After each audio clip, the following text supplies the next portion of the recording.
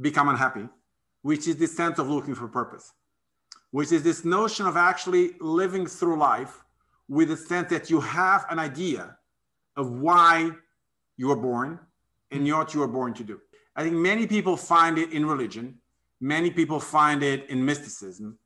I found it on a personal, individual quest of actually building a narrative that I felt that I could be accountable to.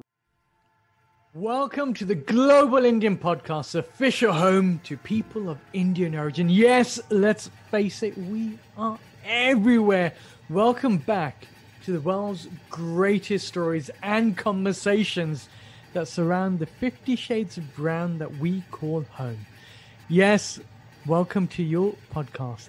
Now, every week, we plunge into the human experience of being a person of Indian origin, take a second look at the countries we now call home, and tackle the big conversations we have to have. And in this session, our 51st celebration of conversations, we travel back to Portugal to meet with a remarkable individual. Now, as a bit of a pretext, I do mention later on, I met Daniel in Portugal when we did our big feature on the country that went across India and the Indian Express. It was indeed the global Indian journey to the region. Daniel is one of the people that stood out for many reasons, and you're going to understand exactly why in this podcast. Not only is he extraordinarily passionate about the work that he does, but also he has, in my mind, transformed the educational sector in the whole of Europe. I hope if I could ever find the DeLorean from Back to the Future, that I go back in time, he would be the tutor, the dean that I would love to be able to learn from. An extraordinary mind. And I can promise you this conversation will plunge you far from the ordinary. It is a unique glimpse into how I believe every university should be, and more importantly, every dean of every university should be. As always, I'd like to thank our dear supporters and sponsors, some of which you will hear from soon in more ways than one. And I'd like to invite you, if you like the work that we do and you want to be part of it, it couldn't be easier. Simply go to www.globalindianseries.com, register your details, share your story, and you too can be on these podcasts with us. I truly hope you enjoy this remarkable conversation. And I promise you, it is remarkable. Hello, my name is Daniel Traça, and I'm Dean of Nova School of Business and Economics in Carcavelos, Portugal, one of Europe's leading business schools. I'm proud to be of Indian origin, and I invite you to discover these podcasts, which will look to redefine the impact that Indians and their descendants are doing all over the world. In behalf of Nova School of Business and Economics, I wish you a great 2021. My name is Chitra Stern, and I am a proud Global Indian Ambassador and CEO of Martinal Resorts and Martinal Residences. We pride ourselves on the journeys that define a community, and our developments bring people together. Did you know that over 70,000 people just like us call Portugal home? The Global Indian journey has brought people together in a meaningful way, and on behalf of all of us at Martinal, we want to thank you for joining us in these remarkable conversations. We look forward to seeing you here in Lisbon post-COVID. Have a great day. And just move. Get up and just move. Get up and just move. Get up and just move. Get up and just. First, to kick this off as a precursor, I had the opportunity of meeting with you in the wonderful and now even more so sunny Portugal a couple of years back. This is when the world was a different place, when COVID was just a name in a Dan Brown book. And at that time, when I was walking through a university, one thing that was incredibly apparent is you are incredibly passionate about the role of education, and you've taken this thing on a very different spin from normal. But before we get there, Daniel, what's it like to be you? Jean, hi. That's, of course, a very difficult question. I guess other people may have different impressions, but I'll tell you what my impression of myself is. Maybe to start with just a clear, it's just short 1 second thing about my life. I grew up in Africa, of a family who's on my mother's side is originally from Goa in India, and then my grandparents moved to Mozambique.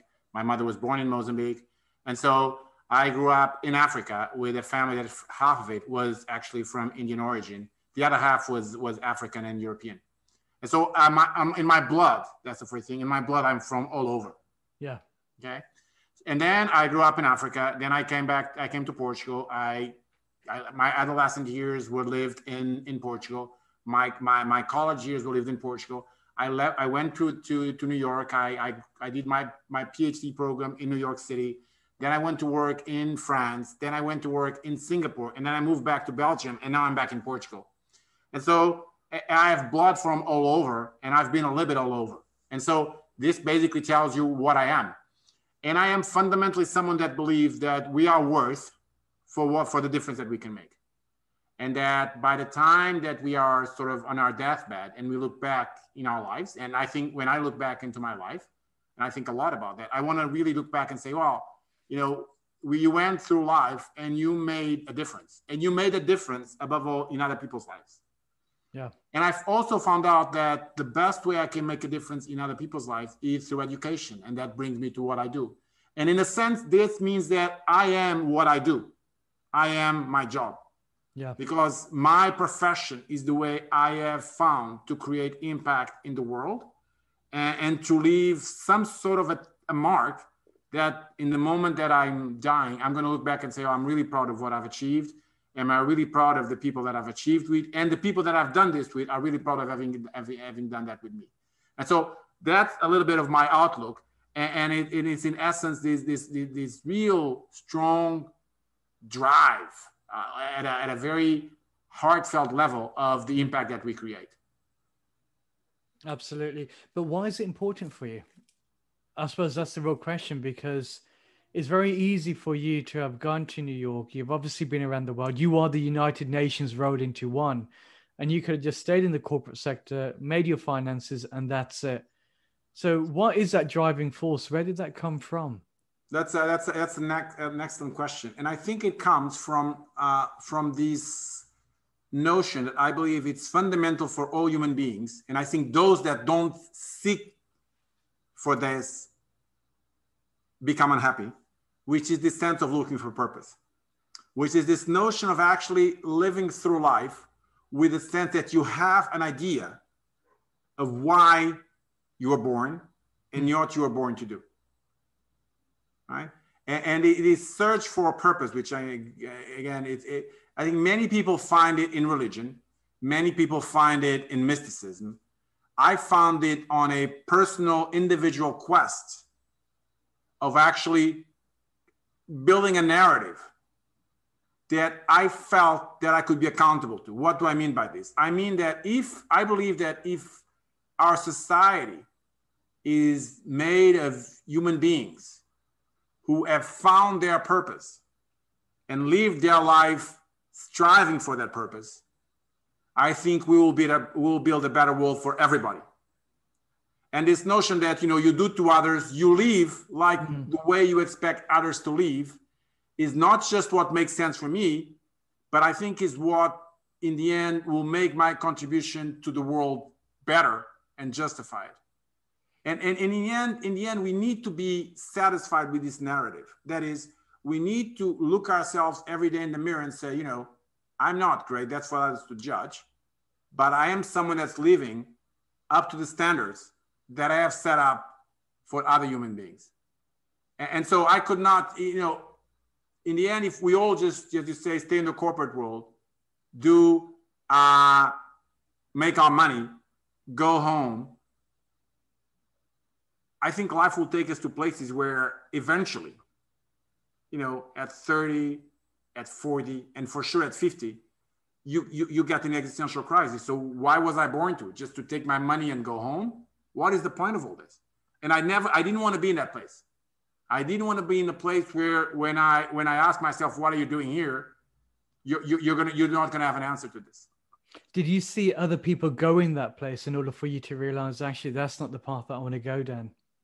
Yeah, I guess I had a wonderful experience in New York City. I grew up in a place like Portugal where most of the stuff that you are set to do is decided because you live in a society that is quite traditional. You live surrounded by your parents, by your family. And so all these people build expectations of you. And so your life is about not what you build for yourself, but about the expectations that other people around you, which you love and respect, have built for you. And then I went to New York, and New York is a very lonely and a very individual city. And I think it's a very tough city, but it's a good place to spend part of your life because you get out of that environment where people have expectations for you and you're finally by yourself. And you have to think about it. It's okay, now nobody here around me has expectations for me. So what is it that I want to do? What is my path? And when you have the freedom to choose your path, you need to think about the path that you need to take. Absolutely. And so I think it's very much this idea of having, I would not have been here had I not been brought up in a very multicultural environment, even in Portugal, and having not had traveled through all these places and realizing, well, in the end, you can be anything that you want to be. What do you want to be? And I think this is a question that I think people should ask themselves more. And I think what you would get if people ask themselves more is, first of all, people that would be happier and a society that would be closer together because people would realize that in the end, we are 95% the same, so there's no reason to fight. But we are also 5% individuals, so there's a space for you to be yourself. Absolutely. I think you hit the nail on the head because there's this notion that we have that we only look at what's identifiable to us, but that doesn't mean that that identity is actually truly who we are, because there's so many more facets to the human psychology and experiences that one has. Like with you, what's incredibly fascinating for me with yourself is, Daniel, you've taken this notion, almost an evangelical preacher, if I were to put that out there, and you brought it into the educational world. And that is an actual rarity to do, like walking through your campus, meeting with the students and seeing how you interact with people. This isn't business as usual. This isn't just a normal business school or a management school. It seems, in want for a better word, you've set up a Google-like structure in the heart of Portugal. But why have you actually made it this much of a mission to say, actually, do you know what? I want to stir up the educational world as well. I think two things. I think that if you judge yourself by the notion that you want to measure at the end of your life the impact that you've created and why the world is going to be better because of what you've done, there is nothing more amazing than work with kids, with really highly talented young individuals that still have not gone through the process that you've gone through. As I said, so I grew up in Portugal, a very set environment, family values, all this, which are wonderful, but also at the same time, don't allow you to become yourself because there's so many people building expectations from you that you become not what you want to be, but what your parents, your uncles, your grandparents, and even your friends that you grew up with expect from you. And I went through that process. And so the first thing that I thought that universities should do is create more freedom to allow each one of these very, very talented students that we have at Nova, and in other places, but in particular Nova, to give them the space to figure out their purpose, to figure out what is the change that they can make. Because if they find that purpose, they certainly have the talent to do amazing things for the world. And so I see if I look back into the end of my life, I want to think about the number of young people that now sometimes come back to me and say, listen, the conversations we've had, what happened at this school, the module that we did, they've really opened up and I'm doing something that is tremendous and different because of the conversation that we had. And so the first element of my choice, of my path, has been this notion that if I can actually open the road to purpose, to self-fulfillment, to self-energy of all these talents, not only are these kids going to become better, happier, fulfilled individuals, but the impact they're going to have in the world is tremendous. Right? And that's the first line. Yeah.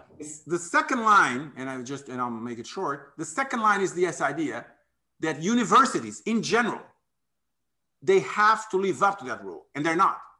Universities through the years have become, in the old times, people used to go to, monasteries to reflect, and as we've gone through all those 150 years, universities have become places where you basically, many of them, I'm not saying all of them, faculty is focused on delivering and students are focused on listening.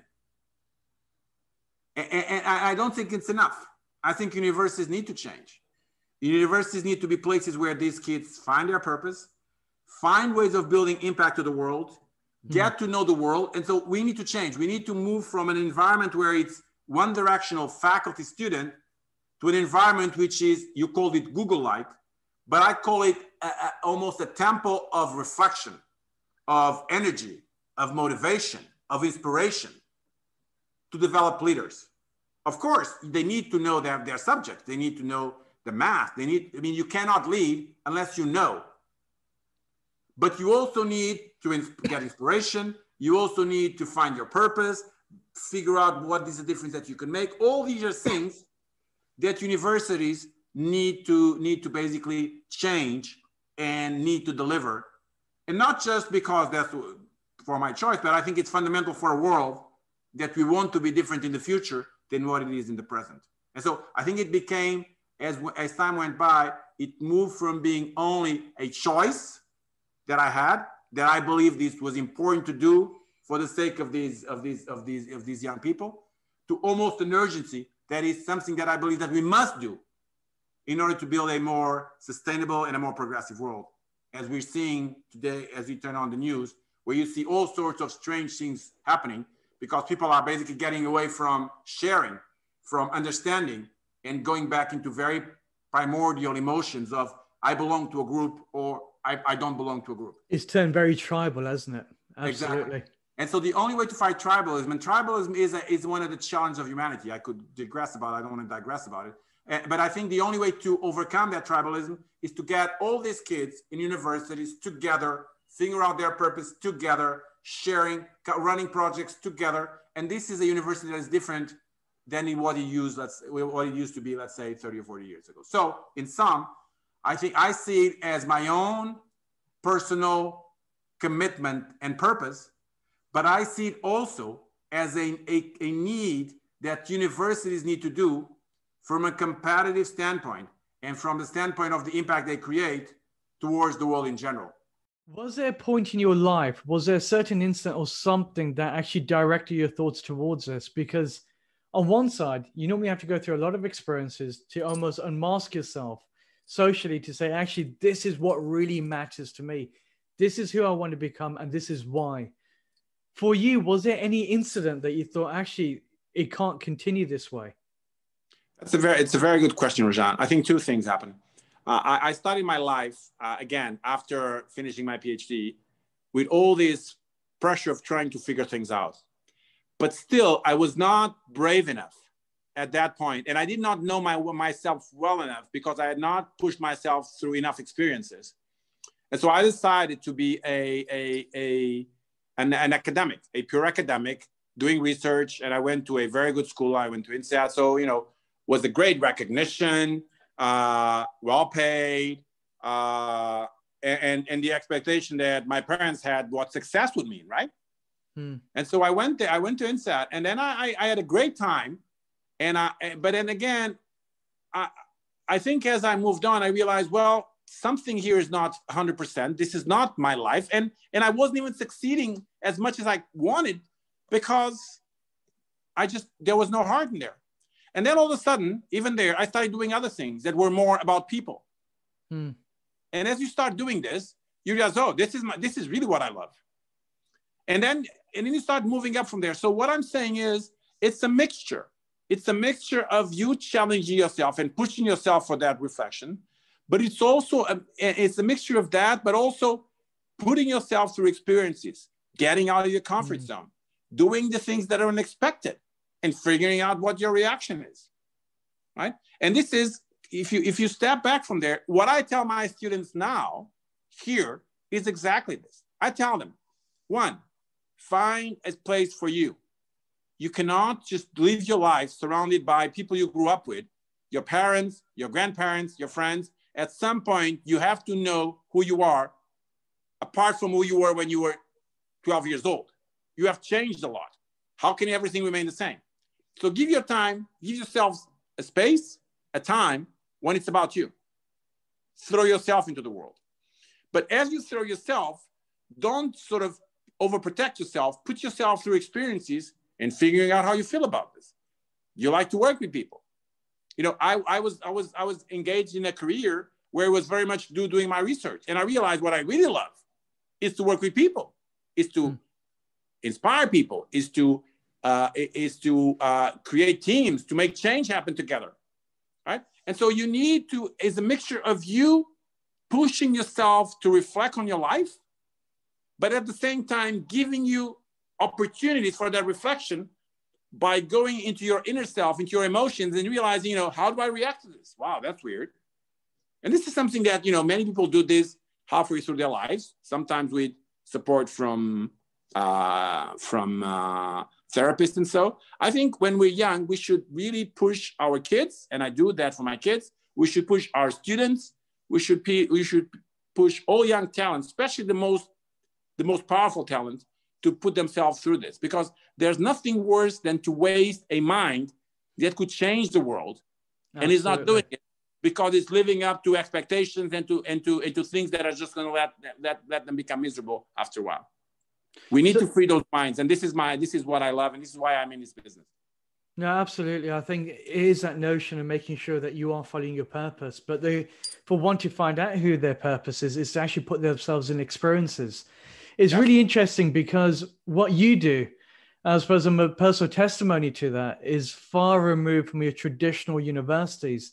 But what you do is almost, in the old adage, common sense isn't very common. You know, you've actually turned around and said, well, why don't you figure out what it is that makes you tick and take a deep dive in saying, well, if I am going to be creative, well, I'm going to have to unleash that creative spark. I'm going to have to put myself in challenging situations. You've got countries out there, for example, like India, which is huge for the education around the US, the UK, so on and so forth. We've got COVID in the air. We've got Brexit, all the type of isms that kind of led somebody to believe that the four horsemen will be walking down the street in hell and fury. What are the changes that you'll love to see that people can learn about what you guys have done with this small university in Portugal that you believe that should be implemented on a global scale? That's a great question. I think let's start by addressing the situation in the world. I believe that human beings have two switches, or one switch can be up or down. One switch, when the switch is up, is hope. When there's hope, we extend ourselves to others, we join others, we work together, we do deals, there's trust, and we start a wonderful adventure together as a human society. When there's fear, we close ourselves, we go back to tribalism, we go back to basically excluding others from the group that we're in. And I think we really, through history, we oscillate between these cycles of fear and these cycles of hope. I think we are starting a cycle of fear.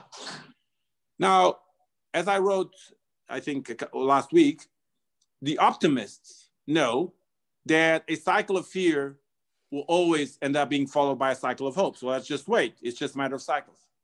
But the pessimists always also see history and say that cycles of fear have taken us into very, very dark places.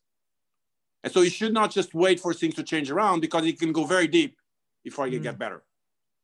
I believe I'm on the side of those that I call them pragmatists, that believe that these inversion from cycles of fear into cycles of hope are determined by leadership, are determined by individuals, all that we've had around us, Gandhi, since we're speaking to an Indian audience, I mean, people like this that have really, we're talking about the maximum, right? That have really changed life because of what they've done, changed life for all of us because of what they've done. But of course, it's not only people like Gandhi or Nelson Mandela or Martin Luther King or big scientists like Darwin or others. It's not only those. It's also a legion of other individuals, of other talented individuals that every day do deals, build partnerships, create companies, start businesses, start NGOs, participate in NGOs, transform organizations that actually make the switch move from fear to hope. And when there's enough of them, we actually can turn this around. And I do believe that universities are the place where you build these leaders. And in this day and age, where we are slowly switching, if we have not switched already, to the fear mode, we need to basically take these young, talented individuals and make them leaders, capable of actually having the ideas, the imagination, the communication skills, the ability to innovate, and that they can create solutions, they can build coalitions that bring us into hope. I think we're going through an interesting process as we discuss now in the United States. We will see where that takes us. Again, it's not just one individual that changes, but it's about having enough people not giving up, committing, but also, again, it's not just sitting home and complaining. It's actually getting out of your place and saying, what am I doing for this? What am I doing to invert this cycle? And I think at universities, we need to take these young talents, make them understand this, and understand their role. Everybody makes fun of me at Nova, but my most important saying at Nova is from the Spider-Man, the movie. And it's when Uncle Ben tells Spider-Man, and Spider-Man has just been bitten by the spider, or he's bitten by the spider, and he's really in angst about, being a superhero there's so much responsibility, and I may not be able to have a normal life. And then his uncle, as he's dying, says, with great power comes great responsibility. And this is something that I tell, and every time I address my students here, I tell them, with great power comes great responsibility. The world is on your shoulders. What you will do, how you're going to get to the other side, and say, go back and say, listen, what have I done, is what will basically define time that you spent here. Daniel, I suppose one thing that I take away from when I was over there with you guys is the fact that you knew every student's name that we went across. That in itself is remarkable, because you'd actually see that. I don't know all of them. I know some of them. I have 4,000 students, so you can imagine. I cannot have 4,000 names in my head. You just planted the right people there. Then that's what it is. I know those that I believe can transform themselves and can actually lead this change, because those guys are different, and those are the guys that I really try to push and to develop and to support, men and women, of course. Absolutely. What's your biggest fear? For my school, for myself, or for the world? For yourself, because I suppose the world starts with you. Yeah. Self is getting bored. In what way? I need in the end, we tend to through life we tend to we go through things and then we accommodate. And so, if I remain dean, I cannot be dean for my life, because this experience is done. I've made it. In a sense of I'm happy with what I've done. There has to be something new. So I need to make sure that I keep having the energy to change, to find new challenges, to find new ways, but again, of achieving the same thing. It's to have impact. Yeah. That I believe I'll look back and say, well, I think in a very minute way, however small, humanity is better for the things that I've tried to do. I like that. I know earlier on we mentioned about this concept that 95% of us are similar. That 5%, which is our individuality, is also important. It gives room for that. Do you think we place too much emphasis then on this notion of identities, of you're in that bucket of a geographical location? What does identity mean to you? Yeah, it's a very interesting question. Something that it's one of the points that I want to go do research these days. I believe that we have an evolutionary sense as human beings towards tribalism. I really think tribalism is in our genes and in the wiring of our brain. And so I think that we have because that's where we grow up as hunter-gatherers. That's the way we evolved. I do believe that there is something called civilization And civilization is what allows us to move from that tribal, unproductive, warrior-like mentality that I think is hardwired, but I think we can overcome it through culture, through civilization, through learning, through universities, and all this. And so I want to make sure, and this is basically the paradox of humanity, I think, as a species. You know, one part of us tells us, you know, go with yours, control, dominate, be the alpha male. And the other part of us is telling us, oh, you need others, so partner with others, bring others along. And there's so many gains from being together and from peace. And it's very difficult for us as human beings. It's yin and yang the entire time. And I think, therefore, that through culture and through universities and through education, we can actually find ways of making these two things come together. And that's basically why I do think, and coming back to your question about the 95% and 5%, as you go through this, we need to find, as human beings, ways in which we acknowledge that we need to be with ours. And there's a lot of us that's proximity, and a lot of us that is individual. But at the same time, finding a way of trusting others is our most redemptive characteristic. I suppose for you, if I were to use another word for universities, is actually creating a cultures of excellence. And that's what it is. It's actually bringing the subcultures together. So actually, well, why don't we ask those deeper questions in our lives now rather than later on? Because that way it fuels a better society for the future. And everything about you is about society. And I suppose a university is a society in itself. It's granted you're there for a certain subject, but it's a mind share that you have. I suppose that's the important part. And it's up to us, Rajan, to make sure that although you're here for certain subjects, there's more. I mean, it's up to us to define what university is. Let's start with this. Absolutely. It's up to us to define what university is. We have with us young kids between the ages of 17, 18 and 22, 23. They spend the most important 5 years with us. It is an incredible responsibility that we have. Absolutely. And these kids are the ones that are going to lead because they are the college educated. And so the responsibility of us as universities is remarkable. And it's not one of passing knowledge. It's so much more than this, right? And the moment you start realizing that of your responsibility and the power that comes with it, you are forced to actually say, you know, okay, so what are we doing to live up to that responsibility? And what I think would benefit is we as educators, if we actually start considering that, you know, what is our responsibility since these kids, I mean, they have their families, that's great, but we live in a world of inclusiveness. These kids are coming from all sorts of different backgrounds. So what is our responsibility? Whatever their families didn't do, we have to live up to it. We have to do it. And it's not just making them sit in a classroom and listening to something that other people have done and just doing an exam afterwards. I don't think it's enough. Now, I suppose in a world where we place a great reliance on the integrity of those that we trust, the fact that you're speaking about this in a university context is a breath of fresh air, because that is the reality of it. You know, a lot of students will go, they'll spend a lot of money, they'll go to university with the hope that they gain a certain experience or knowledge, and they're going to regurgitate for that for the rest of their lives.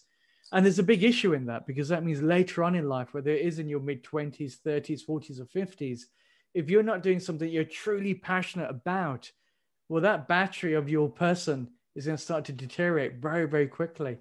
I think, Daniel, it's a remarkable conversation to be had. And I suppose the final thing for me, what's really interesting is what's the biggest misconception people have then that you've come across about the region of the world that you belong to, which is Portugal? The biggest misconception about Portugal, that's a difficult question. I think most people don't. I mean, nowadays we're better known. All of a sudden, the country's become fashionable.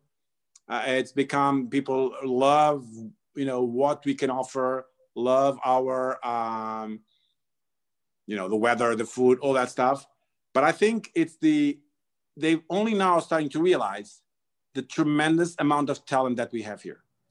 The schools that we have here, My school, all of my programs are in top 15 of rankings of the Financial Times. Other schools are very good also in Portugal, in economics, in management, in business. We have some extraordinary talent of young people from here that is all around the world doing great things. And so the potential of Portugal to be more than a place that is great to live and great to work, but also being a great place to study with great schools, great environment, and a great place to find talent is, I think, the new Portugal that we're trying to show. And I think there's one element which I think is very important, which is I have blood from all around the world in my veins, but I am Portuguese. I've been all over the world, but I've remained Portuguese, and I'll remain Portuguese. I love this culture. I think this culture has tremendous things to offer, and I'm very proud that, again, in a very, very small way, I've been able to give back to my country so much that it's provided me. And so that's a little bit my absolutely. I think see Portugal not as a country where it's great to go to, but see country as a place that is great to actually find talent and develop and discover talent, because we do have amazing talent here, and we're starting to show it, to send it all over the world. Just to give you a sense, I have some of the top recruiters in Europe. All the investment banking from London, all the top recruiters, all the top companies, including from Germany, from France, come to my campus to recruit international students to go take back to their country. Yeah. Right. And so this notion that we're not just a place where, you can go there and you can have a great wine and you can actually have a great meal and play golf. No, there's so much more than that happening here.